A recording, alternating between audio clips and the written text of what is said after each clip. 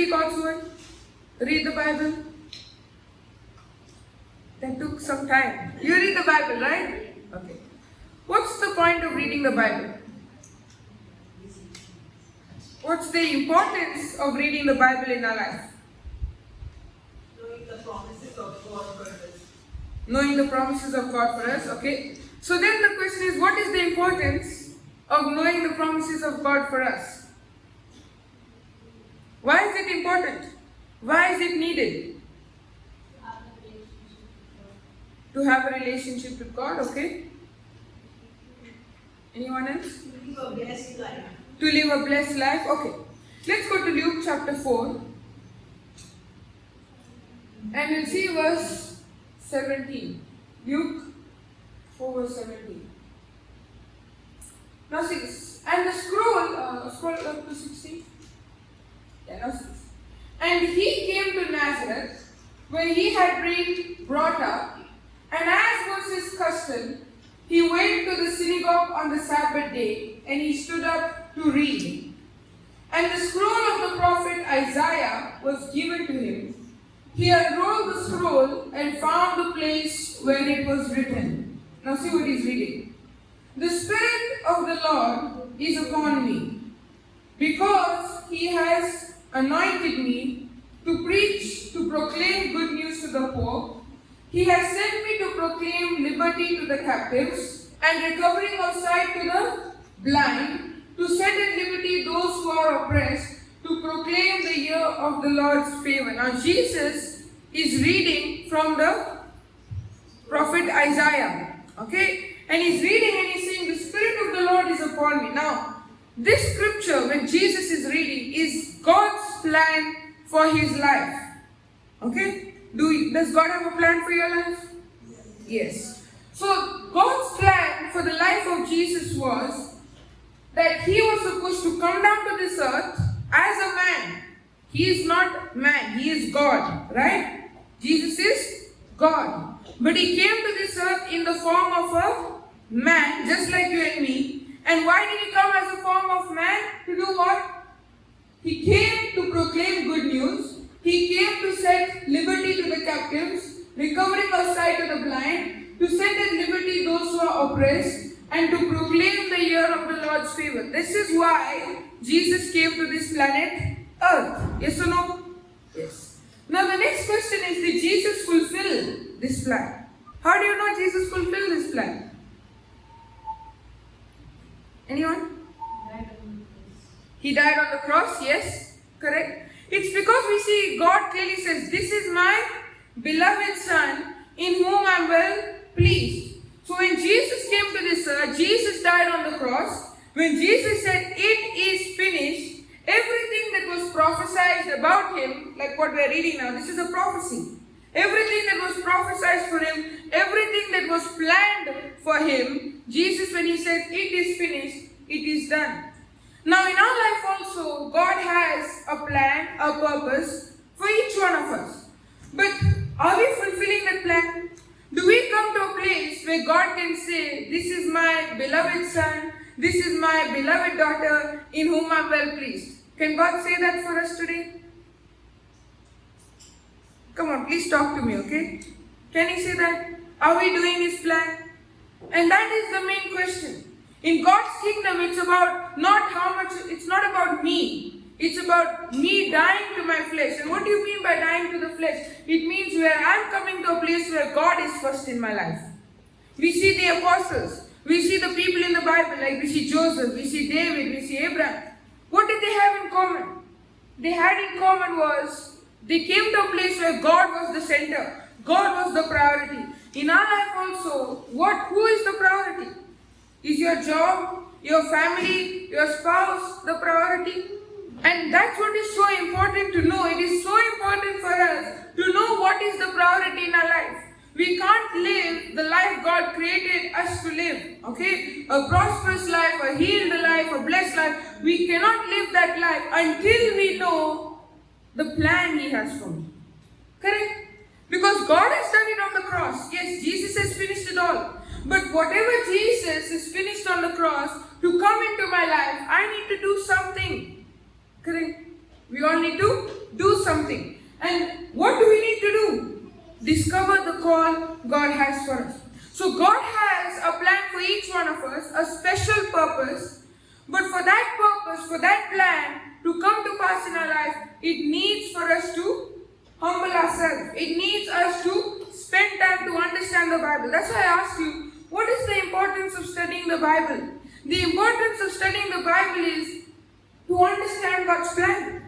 Here, Jesus understood the plan of God for his life through the prophecy. For us, why is it important? Why is the word important? Because it is through that word we can understand the plan, the purpose God has for us.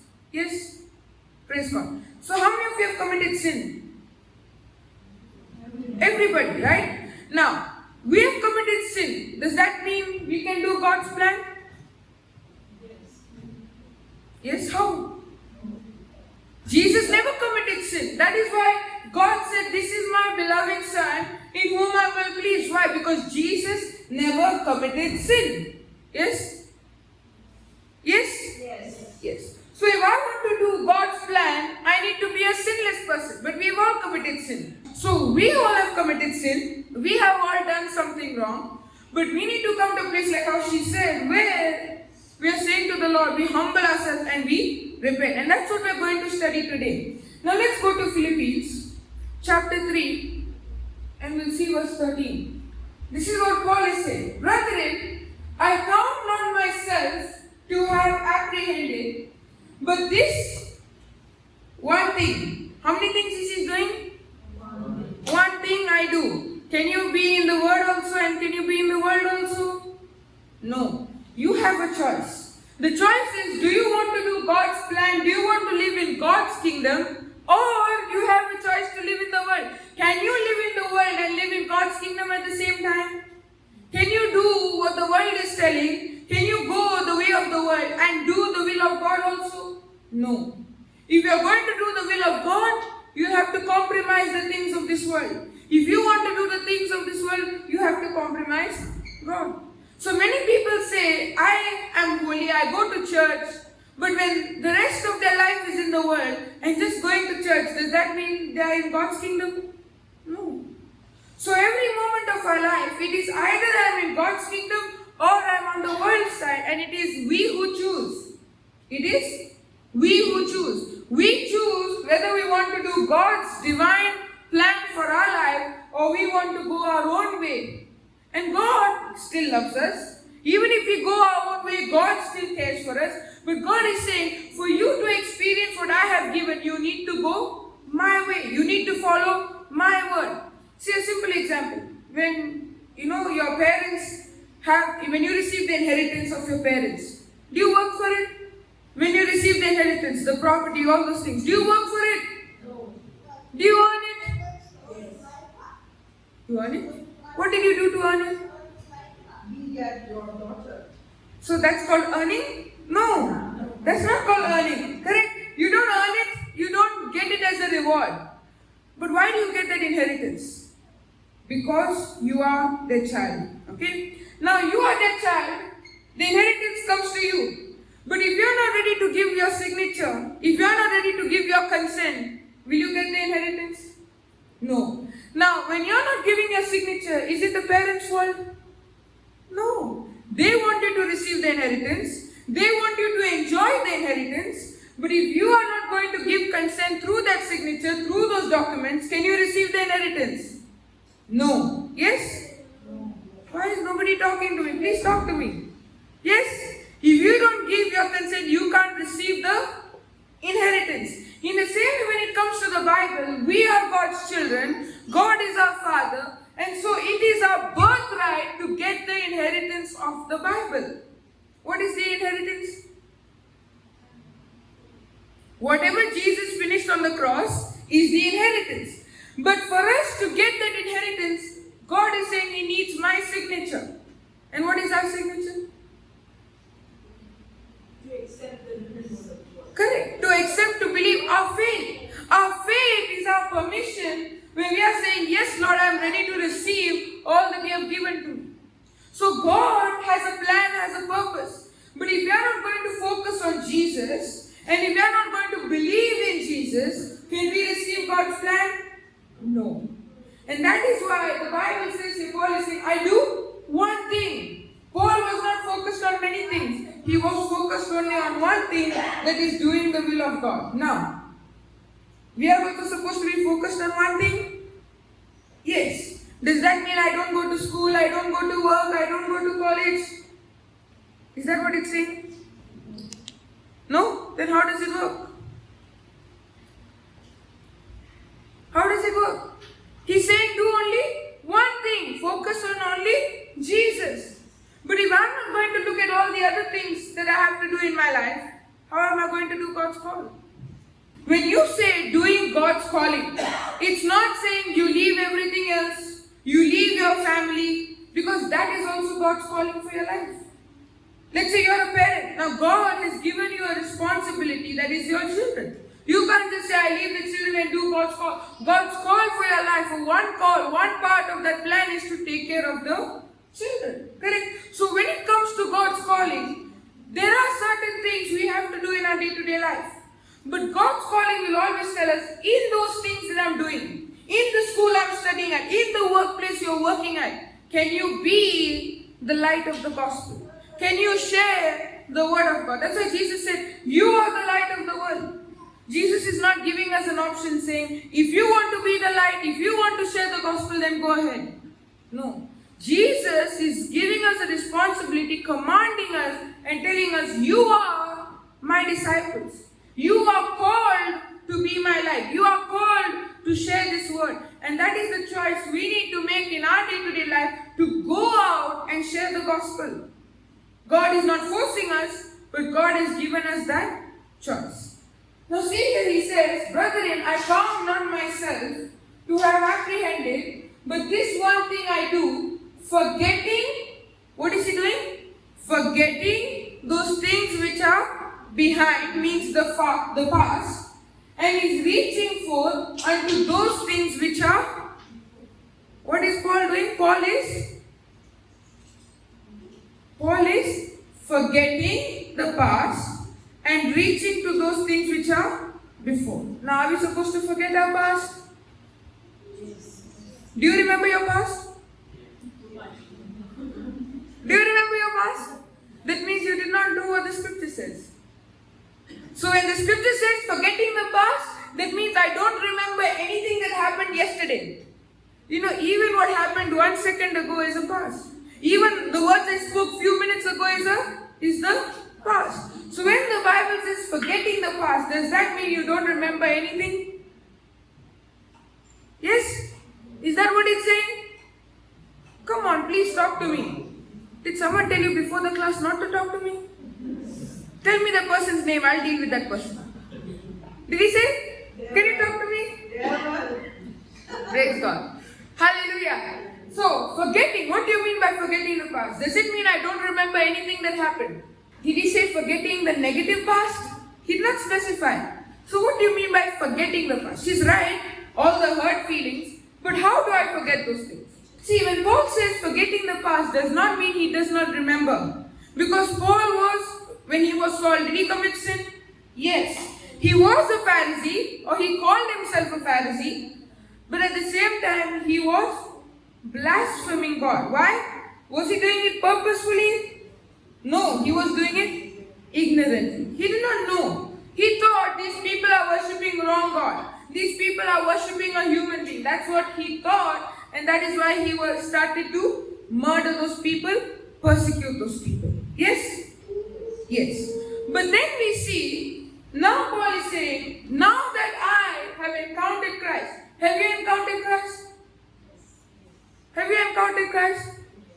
What do you mean by encountering Christ? You saw Jesus? You did not see Jesus? You want me to show you Jesus? Here. The Bible is the Word of God.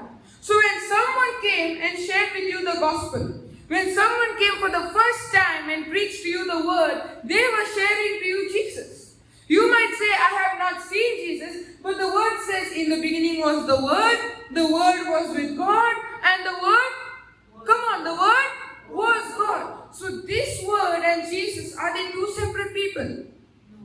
So how many of you have seen Jesus? All of us have. The moment we start studying this word of God, it is the words of Jesus.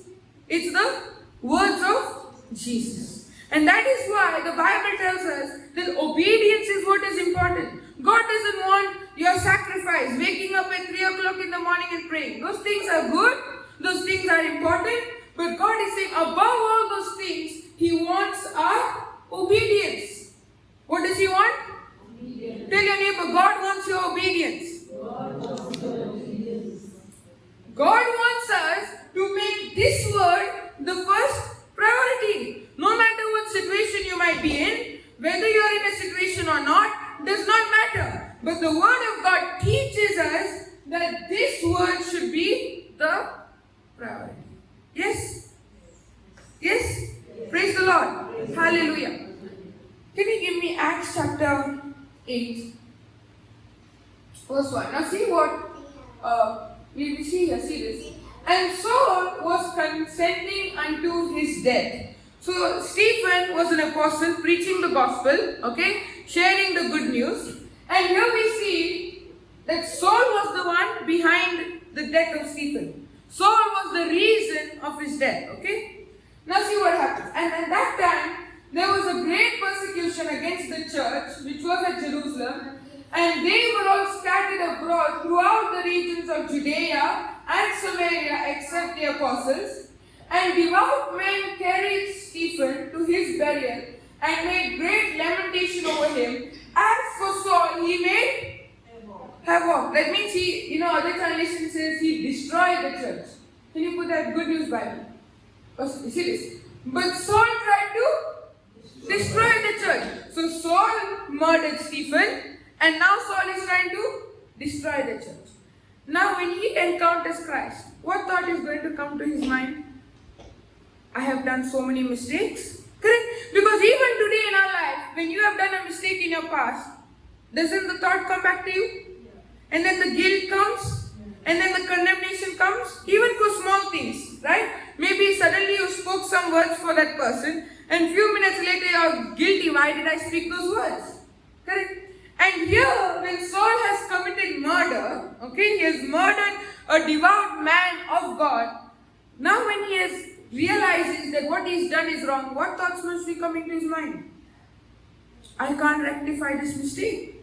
Correct? I can't change this mistake. Because of me, the church was destroyed. Because of me, an apostle of Christ was murdered. Won't those thoughts come? Yes. But after getting those thoughts, how is Paul able to forget the past? After getting those thoughts, after getting that condemnation, after doing such a mistake, how can Paul openly say, I forget the past? Can we say that? Here, small things we made mistakes. Let's say today you spoke to somebody on the phone, okay? And that person started to irritate you, so you opened your mouth and gave some words, okay? Now when you spoke those words to that person, after the phone call is finished, now you're thinking, why did I speak so rough? Correct? Now when that thought comes, don't we get guilty?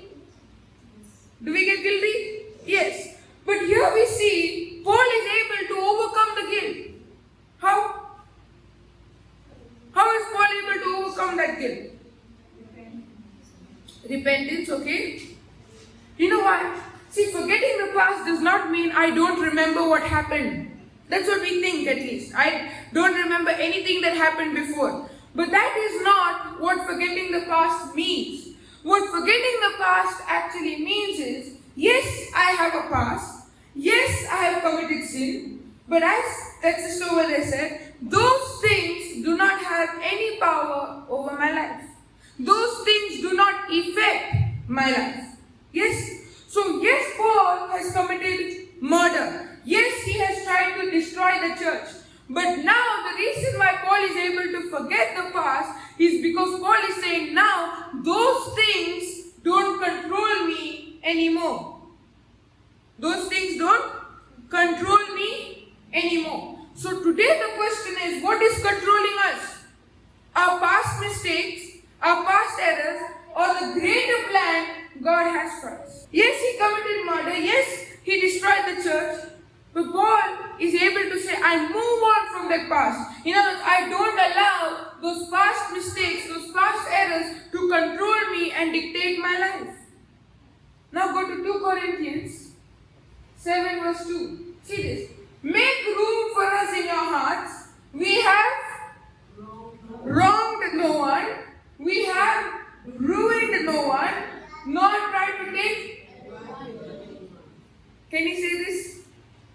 After committing murder, can he say, I have wronged no man? He can't say. That's what we think in the physical. But Paul has come to a place where those things in his life don't control him.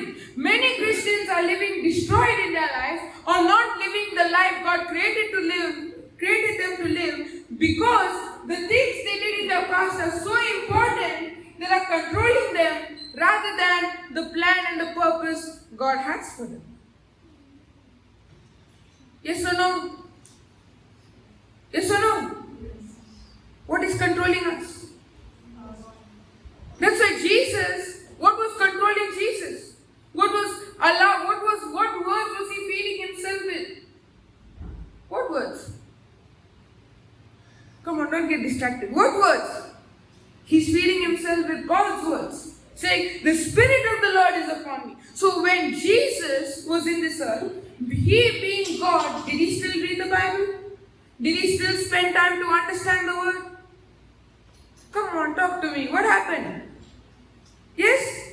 Jesus being God, when he was in this earth, was he also spending time to know what God is saying about him? Yes. So if Jesus being God in the flesh was spending time to know what God said, to understand the scripture, today in our life also, when we are going through situations and we don't know how to come out, how much more time do we need to spend with this word so that we can understand what God says about you and me? Yes or no? Because God has given each one of us a new life, promised us a new life, correct? A prosperous life, a healed life. But for that life to be lived in our lives, for us to live that life, we require the word. Now Paul is able to boldly say, I have wronged no man. In other words, you know what Paul is saying? Paul is saying, Saul murdered, Saul committed those sins. Now I am no longer Saul, I am Paul. I am no longer the old man who committed those sins. I have a new identity. The old identity said we were sinners. The old identity said we committed mistakes, we did sin. Correct? The old identity said we were sick, we were cursed, we were financially struggling. But the new identity, what the Bible says is what? You are healed. The Bible says you are blessed. The Bible says you are delivered. Yes or no? And that is the new identity.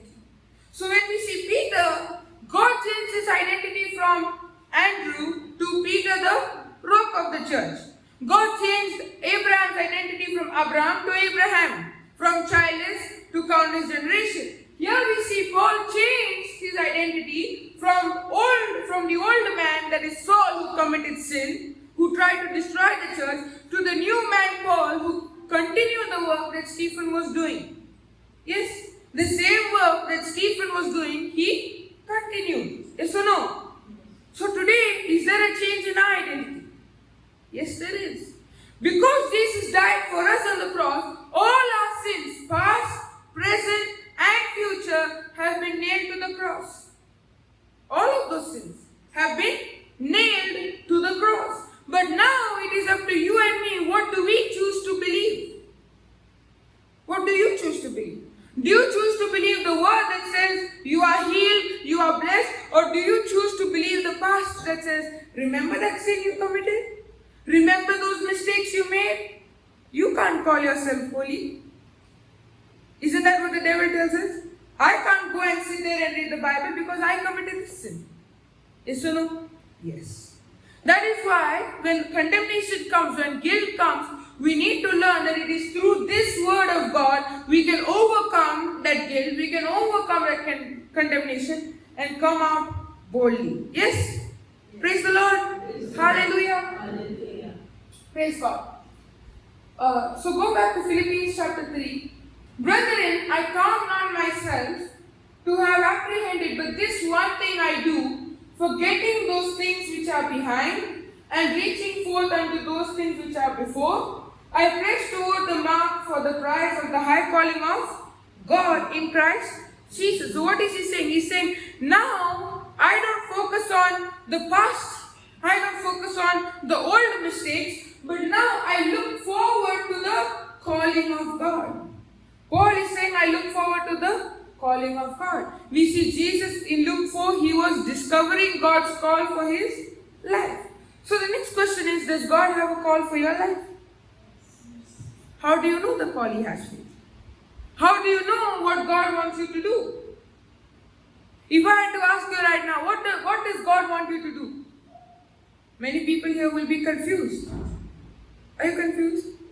Be honest. Yes. So what is God's call for you? How do you know what is God's call for your life? How do you know? Come and talk to me. What happened suddenly? Suddenly you start talking to me and suddenly you stop. Do you want to know how do you know God's calling? See, God's calling, how did Jesus discover God's calling? Through the Word. Correct? The people in the Old Testament, how did they discover God's call? God came and spoke to them the Word. Correct? For an example, we see the Word of the Lord came to Abraham. God spoke the Word to them. Today, is God speaking the Word to you? Where is that Word? Bible. Bible is God's Word. Just like how God spoke the Word to the people, today God is speaking the Word to us in the Bible, in the form of the Bible. Correct? So they discovered, now for an example, Abraham. When God came and told him to give up his son, that was the calling for Abraham. Did he do it? Did he do it? So God's calling can only be revealed to us through the Word. Nobody else can know God's call. God won't reveal your call to someone else before He reveals it to you. You can't go and ask somebody else saying, what did the Lord tell me? What did the Lord tell you about me? You can't go and say that. You can't go and say, what did God tell you about my life? You can't go and say that. You know why? Because God will never tell somebody else your call before He tells you your call. Before He tells you your call. For an example, Joseph. God came and first of all spoke to him through the dream. What was the dream? You are going to be exalted. Correct? That was the dream. The message that God spoke to him in the dream. Then God came and spoke to God came and spoke to the Pharaoh, right? How did that dream come true? How was Joseph, how was he exalted? How did he become a governor? Because when he was in that prison, he was worshipping the Lord, correct? He was giving thanks to God. He was loving those people that he was in communion with. And as he began to worship God and give thanks to God, that is when God began to speak to Pharaoh, right? Why was Pharaoh inspired to make Joseph the governor? That is supernatural, correct? Because Joseph is not even from Egypt. But it was God who was speaking and working. So first of all, God gave the dream to Joseph, and then he came and started to work through the people in his life. Through Pharaoh in his life. So when God has a call for you, first of all, He will come and speak to you, then to someone else. First He will come and tell you the call He has for you. The question is, are we ready to listen and obey the calling He has for us? When Jesus was in the Garden of Gethsemane, what did He say? Lord, not my will, but your will be done. Those are the most important words for us as God's people. Lord, not my will, but your will be done. Every moment of your life. When you're going shopping, you can say that. When you're going to work, you can say that. Lord, not my will, but your will be done. And when you begin to say that, Lord, not my will, but your will be done, as you begin to worship the Lord, speak to the Word, speak God's love over your life, that is when God supernaturally begins to inspire you. He will inspire you. Go to this place. Preach the gospel to this person. And as He begins to inspire you, that word of God, that love of God, and as you spend time to listen to that voice of God, that is when the calling of God can come to pass in your life. Can you give me that Psalms 134 verse 17? verse 7. Yeah, 6. Let Israel, so we're talking about God's people. Are we God's people? Yes. Are you God's people? How do you know you're God's people? Because the Bible tells us we are God's children, we are His beloved. So see this Psalms 7 and 30. Let Israel hope in the Lord, for with the Lord there is mercy, and with Him is plenteous redemption, and He shall redeem Israel from all his iniquities. Now, do we go through problems? Yes. Do you know what is iniquities? What does that mean? Do you know? Anybody? Sickness, trouble, okay. See, the problem, the situation is what we go through in our life. Correct? The sickness, the trouble, that is the problem. The iniquity is the root of that sickness, is the root of that situation. And you know what is the root of those problems? What is the root? Going away from God. That's why the Bible says, we like sheep had gone astray, every man to his own way. Then Jesus came as the good shepherd and brought us back into his kingdom. Yes? So iniquity is when we go away from God. Do we go away from God? Sometimes do we get distracted? Yes. Now, when we go away from God, that is iniquity. And the moment we walk away from God, which is iniquity, that is when the problem comes. That is when the situation comes. So the root of every problem in your life, the root of the sickness, the root of that curse, the root of every problem in your life is what? Going away from God. When we go away from God. It's very easy to get distracted because the world we're living in, social media is speaking, correct? Your friends talk to you, they start gossiping to you. And every side, we are bombarded by knowledge from this world. The things of this world, the people of this world, correct? Yes. And so, when the Bible teaches us to overcome our iniquities, what the Bible is teaching us, come to a place where we are reunited with the Lord. That's what the Bible says today we are reconciled. Do you know what is the meaning of reconcile? We studied it before, reconcile. Good revision. Reconcile. Renewing our mind, okay? Reconciling is friendship after enmity. Now, we were not, God was not enemies to us. It was we who were enemy to God. It is we, because of that sin nature that was planted in us, it was we who went away from God. But God brought us back into His kingdom. How? Through the death of Jesus on the cross. Now when Jesus came and when Jesus died on the cross, what did He do? He brought us back into His kingdom. That's why Jesus gave the parable saying, there was the younger son, the prodigal son. He took his share of money and he went away. He went into the wrong way. That is the iniquity, going away from the Father. Was it the Father who kicked him out? No, the Father never had that hatred towards His Son. He always loved His Son. But it was that Son who chose, who made that personal decision to walk away from God, to go away from God. That decision that He made to walk away from God is what destroyed Him. Is it the Father who destroyed Him? No. No. It was not the Father who destroyed the Son. It was the Son's own decision to go away from the Father that destroyed Him. What is destroying us today? It is not God who's destroying us, but it is we, because of our lack of knowledge, because of the lack of understanding of the Word, it is we who ourselves go away from God. It is we ourselves who walk away from His love. Yes or no? Yes. And that is why in this world, it is very easy to get distracted. It's very easy to walk away from the Word. That's why, can you give me Hebrews chapter 2 verse 1? Yeah, see this. Therefore, we are to give the more earnest heed to the things which we have heard, lest at any time we should let them slip. What is this scripture telling us? It's saying, pay earnest attention. Do we pay attention? How many of you had exams in school? Everyone had it. Then why are you not talking to? Why are you not putting your hand up? Did you have exams? Yes. Now when you had an exam, tomorrow, you studied today and you went tomorrow and you got 100%. No? When did the teacher tell you? The day before the exam? No, when did the teacher say? In advance, correct? A month before, 2 months before, in advance. Correct? The teacher told you. Now what did you do? You read the whole textbook and then you went to answer your exams.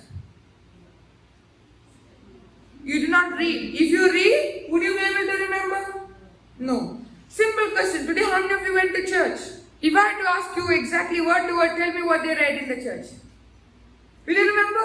You will remember little. Some parts you will forget. And then if I ask you 2 days later, you won't remember, right? Why? When you read something or when you hear something for the first time, you don't remember it. And that is why you need to study. Let's say when you had exams, you would study, correct? Now when you study day and night, when you went through that textbook and you studied, what happened? Now when you start for the exam, you recall. Yes or no? So when the Bible says, give more earnest heed, in other words, pay attention to the word, is it just one time hearing the word is enough? Is it enough? No. Just one time hearing the word, is it enough? No. But it is that constant hearing of the word. That's why the Bible says, faith comes by hearing and hearing by the word of God. Why did he say 2 hearing? Because we have 2 ears. One hearing, other hearing. Is that why he said hearing and hearing? No. Why did he say hearing and hearing? Double attention. Then why did he not use triple attention? He could have said faith comes by hearing and hearing and hearing by the word of God. What he means by that is, first of all, hearing is what we all do. Every person does. Let's say there are 5,000 people, 10,000 people for a retreat. All those 10,000 people will do the first hearing. All of them will sit there and all of them will hear the word being preached. But not all the congregation, not all those people there will do the second hearing. So the first hearing is when you hear the word being preached, when you read the Bible, when you heard the word. And then the second hearing is when you spend time to meditate, to ponder, to study. That is what is important. Can you give me that Romans 10, 17? See this. So then, faith comes by hearing and faith comes how? By hearing and hearing by the word of God. So the first hearing is when you hear the word being preached. Today when you went to church, you heard the word. Today when you're sitting here, you're hearing the word. Okay? But the second hearing that he's talking about is the meditating on the word. Whatever you hear over here. Okay? Now let's say you went to church today and you heard the reading. How many times do you go back home and read that reading again? Someone is at least confident to say that? Never. Correct? Do we really go and hear again? So the first hearing we did when we were at the church, we heard the word being read to us. But then, did we do the second hearing? Did we go and meditate on it? Did we go and ponder on it? Did we go and rehearse it? Did we go and recall it? Did we do that? Did you do that? No. But let's say somebody calls you and somebody says, did you see the news? One big accident happened over there. Now, once you heard those words and once the call is done, then what do you do? Go and Google. You'll go and Google, you'll go and search. Now, just like how you go and research, you go and meditate on those things that you heard, in the same way when we hear the word of God being preached, the real question is when we go back, do we spend time to meditate on it? Do we spend time to go back to the scriptures and read it? Do we spend time to go back to the word of God? That's what is important. That's why he said, hearing and hearing. In other words, hearing with the physical ear, but then hearing with the spiritual ear means what? Getting the understanding. Getting the understanding. The understanding is very important. Are you understanding? Yes. Praise the Lord. Praise the Lord. So now, coming back to what Paul is teaching us, when he's saying, I forget the past and I reach forward to the things God has planned for me. So what is Paul trying to tell us? Paul is saying, yes, I have committed sin in my past. Yes, I have done past mistakes. But now I choose not to keep my focus or my attention on those things that I have done in the past. But now he's willingly choosing to keep his focus on what? On the promise of God, on the plan of God. So the past is still there. It's not that you can't say, I've never committed sin before. Yes, we've all committed sin. If anybody is saying, no, I've not committed sin, that person is a liar, and lying is a sin. So the person has committed sin. Nobody can say, I've not committed sin. But today, when we come to the Word, and we make a decision to accept Jesus as our Lord, God and Savior, and believe in His Word, believe in His love, that is when it is through that Word of God, through those scriptures, our life is completely transformed. Praise the Lord. Are you understanding? Yes or no? Yes. Thank you, Jesus. Okay, let me give you an example, okay? Now let's say there is A and B, okay? A says to B, I want you to do this job, okay? And gives all the details, explains everything, okay? Now B goes and B starts doing that job, but B does not do it correctly. Now what will A say? A will explain it again, okay? Now when A explains again, B goes, B does the job, but still not correctly, okay? Now what will A say? Still can't get it.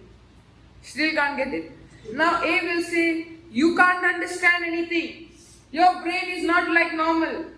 Correct? You can't understand simple job, simple thing. You can't understand. And all those words are being spoken. Now when A is speaking those words and B is hearing those words, as B begins to listen to those words spoken by A, B's mind is programmed to believe those words. What words you hear every day is what your mind is programmed to believe. For an example, if you're hearing words, let's say somebody is constantly telling you, you're not good at this job, you're not good at this, you don't look good, you don't speak good, okay? And someone is constantly telling you those words, and the same words you're listening to those words every day, what will happen? Now your mind will say, I'm not good at that. Correct? For an example. Let's say at your childhood, everybody told you, you're not good at sports. You're not good at sports. You're not good at sports. Now when you grow up, what will be your thinking? I'm not good at sports. And that's how it is today also. When we are living in this world, the devil will constantly come and tell you, you're not healed, you're not healed, you're not healed. But just like how Paul now knows his identity, saying, I am not the old man who committed sin. He knows his identity that now I am the child of God. In the same way, the devil will always come and challenge your identity. When the devil came to Adam and Eve, when the devil came to Jesus, when the devil came to Abraham, what did he say? You're childless, you don't have children, you're too old to have children. Correct? He said, if you are the Son of God, what did he do? He spoke against the identity. When the devil comes in our life today also, he will always speak against the identity. That's what Jesus explained to us in the parable of the prodigal son. Now the prodigal son began to say, what? I am not worthy to be called your son. Make me your hired servant. Where was the attack? In the identity. Are you understanding? In our life, the devil will always come and attack us where? In the way we see ourselves. The devil came to the Israelites and said, what? You are grasshoppers. Where did he attack? The identity. So why are we not able to forget the past? Why are we not able to move on to the plan, the purpose God has for us? Why? Because the devil will always come and attack our identity and tell us, you know what? God does not love you. If God loves you, then why the sickness is still there? If God loves you, why your children are not behaving? And He will come and speak those words again and again and again. And as you listen to those words, just like how when your mind is trained, I'm not good at sport, in the same way now your mind is trained, God really does not love me. That's when people go into depression. So what is depression? Depression is when the devil kept on speaking those words and the person kept on quietly listening to those words, and now his mind is trained to believe those words. Correct? So we choose what we want to believe. And what we believe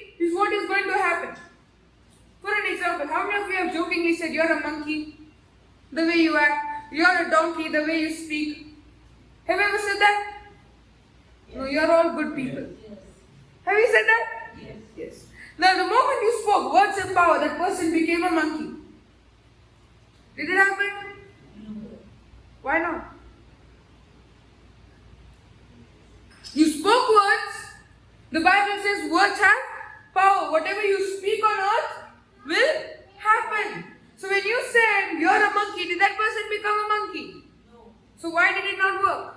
It's because your mind is trained not to believe those words. Correct? You spoke, but did you speak seriously or jokingly?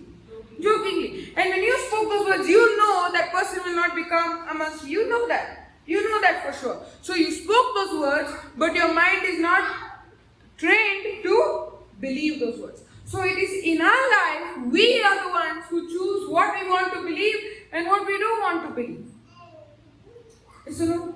So Paul is saying, I choose to believe that I am not the past any longer. I am not that blasphemer. I am not that sinner anymore. Paul is saying, I choose to believe that I am chosen and that I am called for the high calling of Christ Jesus our Lord. What does he choose to believe? He chooses to believe that he is called, that he is anointed by God. Yes or no? That is what Paul chose to believe. What do we choose to believe? One side, God is speaking. One side, the devil is speaking. Have you ever seen in the movie they show a person, one side a good white angel and one side a bad red angel, correct? And both are speaking. And the person doesn't know which one to believe. Have you ever seen that?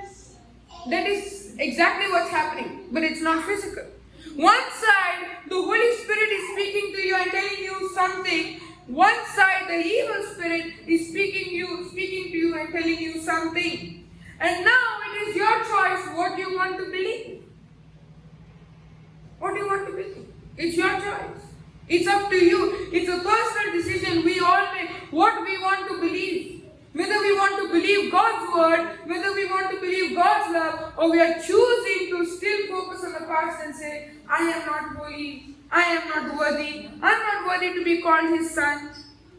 What do we believe? Ask your neighbor, what do you believe?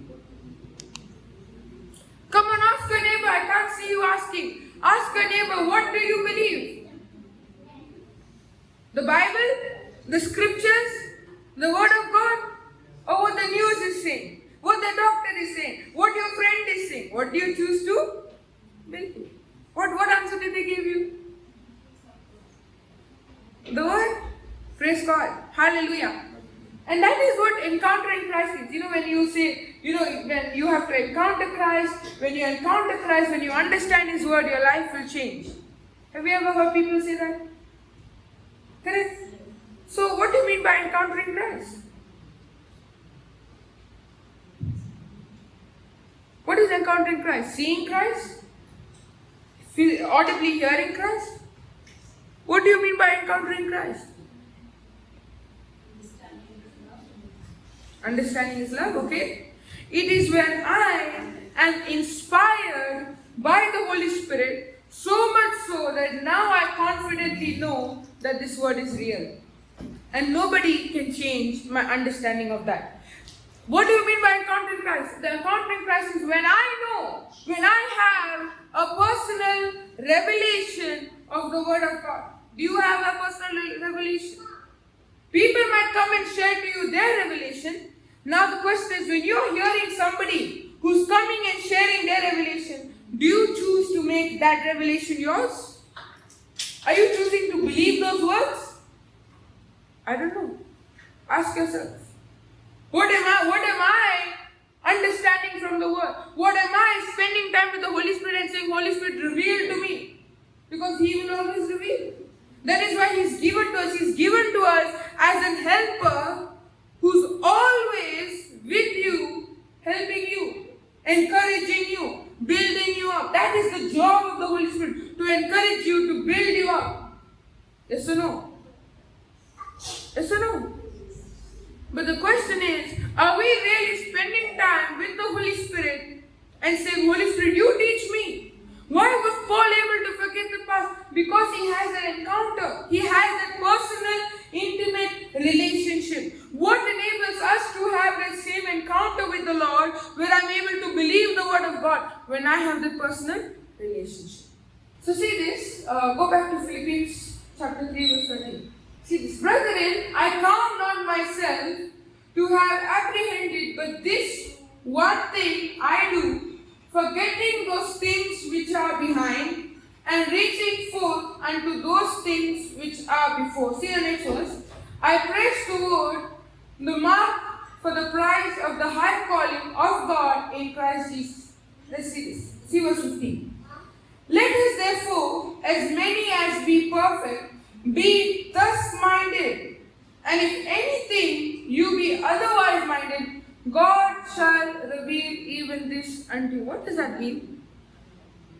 Confusing? Not able to understand? He's saying, the same mind I have. What mind does he have now? Forgetting the past and reaching to the plan God has for him. That is his mindset. Paul's mindset is, I am no longer determined by my past, but now I have a calling on my life for what God has planned for me to do. Correct? Are you paying attention? Are you understanding? That is Paul's mentality. Paul's mentality is, yes, I have committed sin. Yes, I have made errors. But now those things do not matter because now I am a new creature. I am a new person. Now I am anointed for a purpose, for a calling, the high calling of Jesus Christ. Yes or no? Yes or no?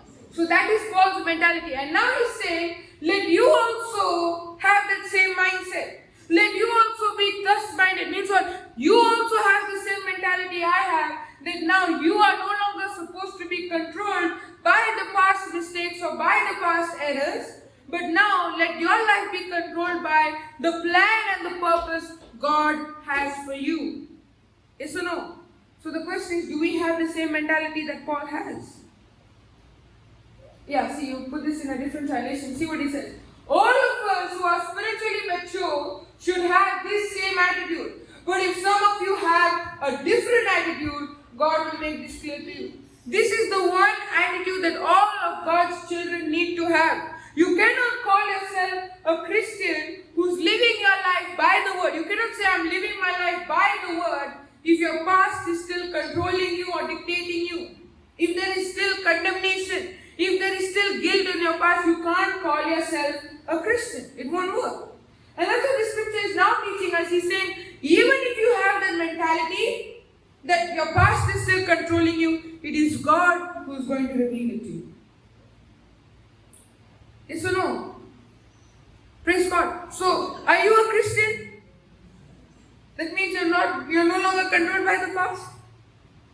We should not be. Yes, there are going to be times we are going to fall. Yes, there are going to be times where flashbacks come. And we are reminded of, remember that old life? Remember that old sin? There are going to be thoughts. There are going to be those words. The devil is always there like a roaring lion, speaking those words in our mind. He's always there. He will always be there. When God died for us on the cross, God never promised us that there is not going to be Satan anymore. God never promised us saying, now Satan will not have any power in your life. God never said that. But when God gave us a promise, God is saying, Satan will still be there. But now I have given to you my word so that you can overcome Satan. Yes or no? So for the rest of our lives, we can expect Satan coming in our life to destroy us. But God has now given us the word so that we can fight back against every enemy and against every attack that Satan brings. And what is that power? What is the power? The power is the word.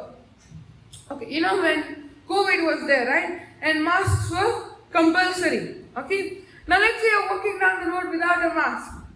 And at the signal over there, you see a police officer standing. What do?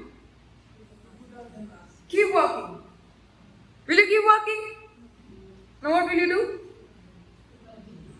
The moment you see that police officer in that uniform, you will take the mask, find from wherever and put it on your face. Correct? Why? It's the rule. Otherwise also it's the rule. If the police officer is not there also it's a rule. So why is it that when he's there is it?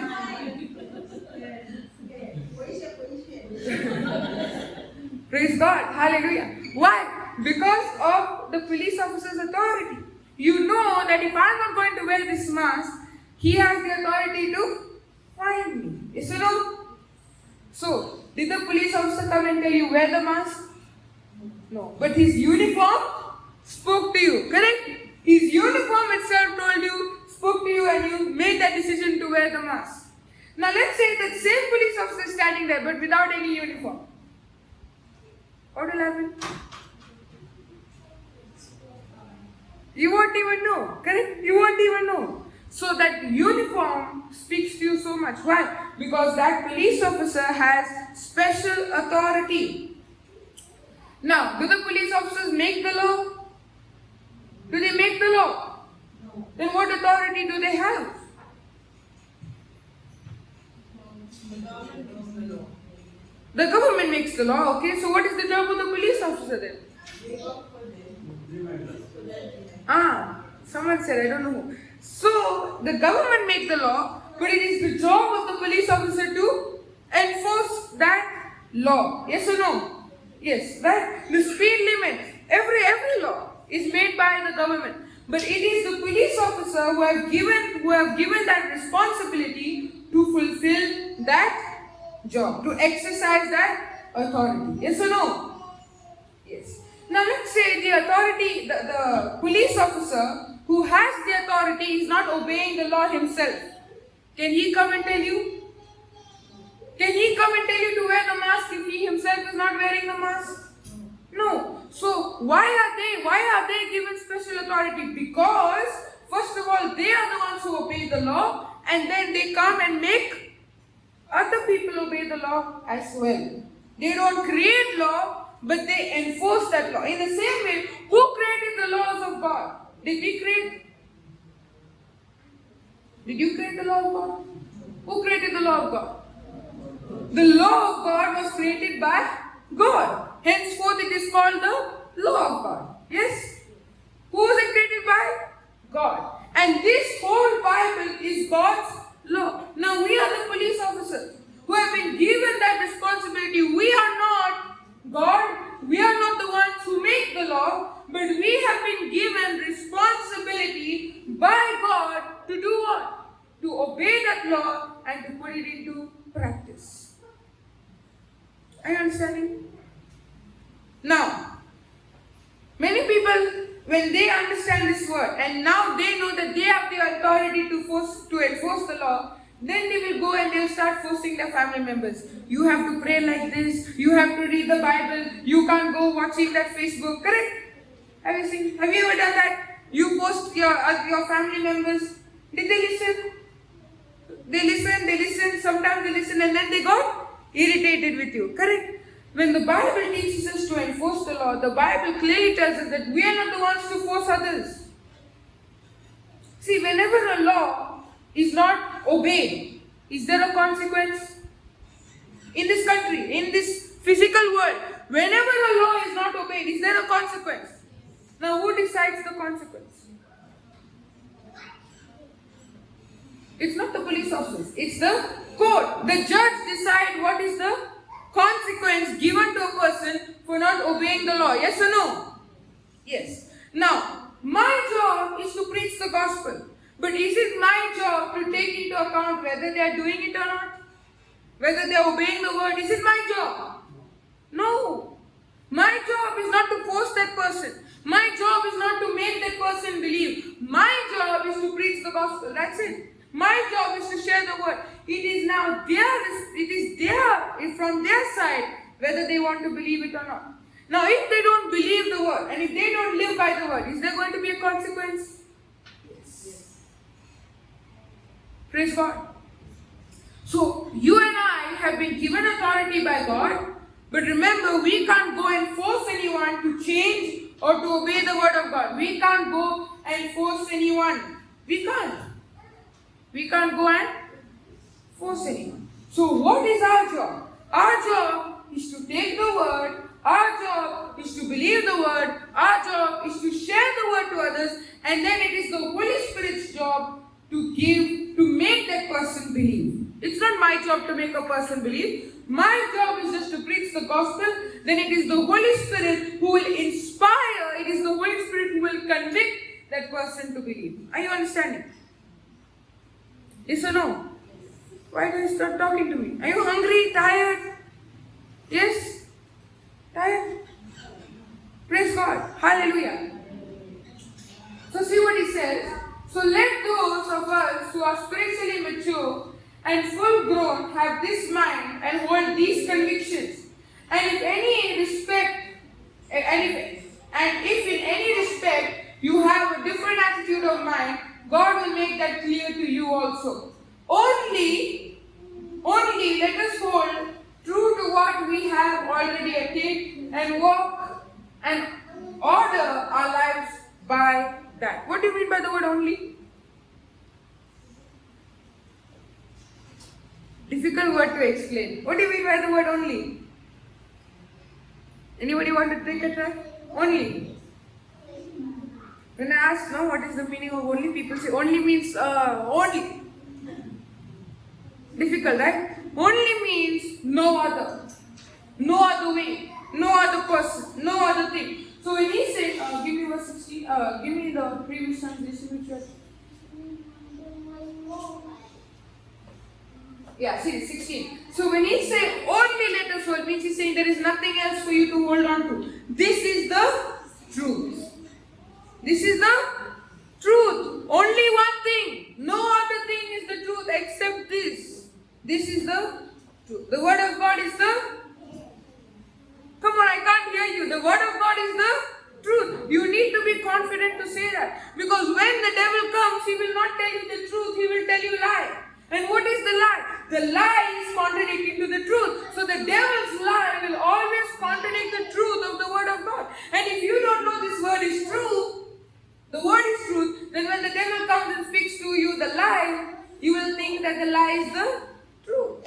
That is why knowing the difference between the truth and the lie is very important. The more time we spend studying the word, the more time we spend understanding the scriptures, the more easy for us it will be that when the devil comes and speak lies in our mind, we will be able to open our mouth and say, that is not God, that is the enemy. Yes or no? When the devil came and spoke to Jesus, did Jesus get confused? Did Jesus keep his mouth shut? No, what did he do? He opened his mouth and said what? I think it is written in somewhere in the book of. Did he say that? Correct? Did he say that? When you ask a person, okay, when you ask, so do you believe that God is going to bless you? They say yes. Then we say to them, okay, how do you know that God is going to bless you? Because I think somewhere it is written in the book of Galatians, I think, or Colossians, that says Christ has redeemed me from the curse of the law. I'm not very sure. Now, if you're not very sure, is it going to be easy to be deceived? No. Yes. When you're not sure, when you don't know for sure, now when the devil comes, you'll be double-minded. When the devil, let's say you don't know that you are blessed, okay? Now when the devil comes and tells you, you know what, you're cursed, your family is cursed, your generations is cursed, your great-grandfather had that sickness, your grandfather had that sickness, your father had that sickness, so you are also going to have that sickness because you are cursed by your generation. Now when the devil comes and speaks to you, if you don't know that you're blessed by the word, are you going to believe it? Yes. And that's why when the devil came to Jesus, Jesus was so sure. He said, it is written. Did he waver? Did he doubt? Did he question? No. He opened his mouth and said, it is written. So also in our life, when the devil speaks to us words, when the devil plants seeds, when he's trying to attack, we need to be so sure with this word, where we open our mouth and say, it is written. Are you understanding? But when will that confidence in the word come from? It comes from me knowing the word and believing the word. And see, that's what he says. Only let us hold true to what we have already attained and walk and order our lives by that. Can you give KG? Nevertheless, when do we have already attained, Let us walk by the same rule, by the same truth. Let us mind the same thing. See this. Brethren, be followers together of me. Who's the center now? Paul or Jesus? He says what? Be followers of Jesus or be followers of me? He says be followers together of Jesus. I can't see Jesus anywhere. He says be followers together of.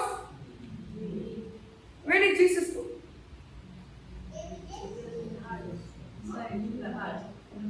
Be followers together. Okay, be followers together. So, praise God. See, the reason why I'm saying this is that when you're preaching the gospel, okay, to a person who's new to the word, that person won't directly understand. Can a person, when you were new to the word, and somebody came and spoke to you the scripture, did you first of all understand? No. But when you saw the healings happening, when you saw that that person's life is so supernatural, okay, now you believe, correct? But there was something that you saw. Maybe you saw some healings happening, you saw something supernatural happen, and that's when you made a decision to believe, correct? Yes or no? In the same way, what he's saying is, if you really want an example, I am the example. He's not saying, follow me, don't follow Jesus. That's not what he's saying. But he's saying, just the way I follow Jesus, you also have to follow. So we can also be examples to others. That's what the Bible says. Be the light of the world. Can you give me the Matthew 5:16? 16. So he starts off from verse 13 saying, be the light of the world, be the salt of the earth. Now see verse 16. He says, let your light so shine before men that they may see me. Did God say that they may see me? They may see your good works and then glorify your Father which is in heaven. So what is Paul saying? Paul is saying, when you see me and you follow me through my works, you glorify God. So he's not saying, follow me, not Jesus. That's not what he's saying. But what he's saying is, learn from me. Like how I have lived as following Christ, in the same way you follow Christ. Not that Paul was perfect, but Paul is trying to teach the Philippians, he's trying to tell them, learn from me. Paul also learned from someone else. Paul learned from Stephen. He saw Stephen crying out to God. Even at the last moment, he said, what? The stones are hurting? It's paining? No, he said, I see heavens open and I see Jesus not sitting but standing at the right hand of God the Father. Saul saw Stephen encountering Christ. He saw that. Paul also learned from an example, and now Paul is saying, I am the example for you. Learn from me, do what I did. Yes or no? And what is he saying? And glorify your Father which is in. Glorify your Father which is in. So when people see you, they're not supposed to worship you. They're not supposed to worship me. But when they see us, they should see Christ in us. That's what Jesus said, right? I do what I see my Father do. Jesus, when Jesus was on this earth, Jesus was the representation of God the Father in this earth. Jesus was spreading the gospel, preaching the good news, helping, enabling those people to understand God the Father. Correct? They could not see God, but they understood God through Jesus himself. Yes or no? Can we see God? Then how do we know him?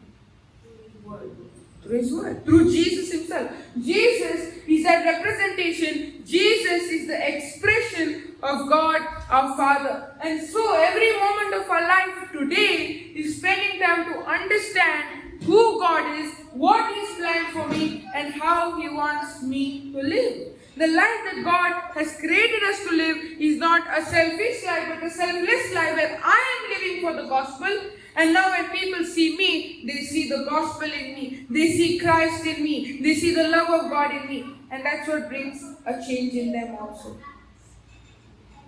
Are you understanding? Yes or no? Yes. And let's see this. He says, let your light so shine before men that they may see your good works and glorify your Father which is in heaven. So are we supposed to do good works? All the time. All the time?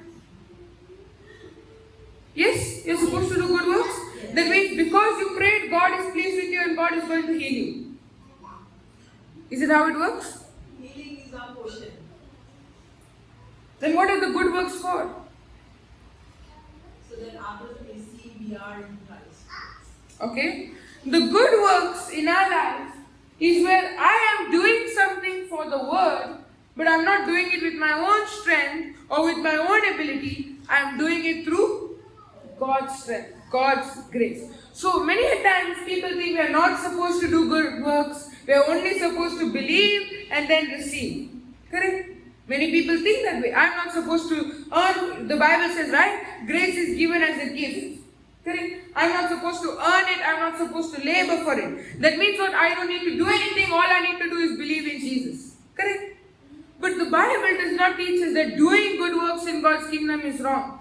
But what the Bible teaches us is that God does not need our good works to be pleased with us. But what God needs is our faith in Him. Can you give me that Hebrews 11 verse 6? Come on, keep telling your neighbor, God needs God does not need your performance or your labor.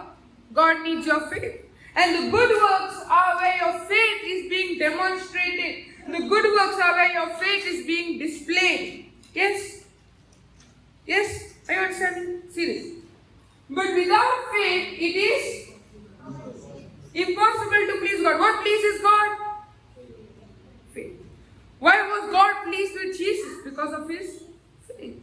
Why is God pleased with you and me today? Because of our faith. He says, but without faith, it is impossible to please God. For he that comes to God must believe that He is, and that He is a rewarder of them that diligently seek Him. So when we begin to spend time with the Word, understanding the new life, the calling of God for our life through the Bible, what God has called us for, the high calling of Christ, and we start shifting from the past mistakes, the past errors, to the new life God created us to live, that is when we begin to experience the reward God has for us. Lord Heavenly Father, we thank You for teaching us this word. Help us, Lord, to apply this word in our life. Help us to be Your witnesses, spreading this gospel to the ends of the earth. Thank You, Lord Jesus, for it is because of You we are here today. And I believe, Father, that as we are here present, we can understand Your word. Whatever we learn over here, we can apply it in our life, and we can come back with testimonies of Your glory. Thank You, Holy Spirit, for teaching us this truth. And I believe that we can apply this word in our life, living the true life You have created us to live, overflowing in Your protection. In Jesus' name we pray. Amen.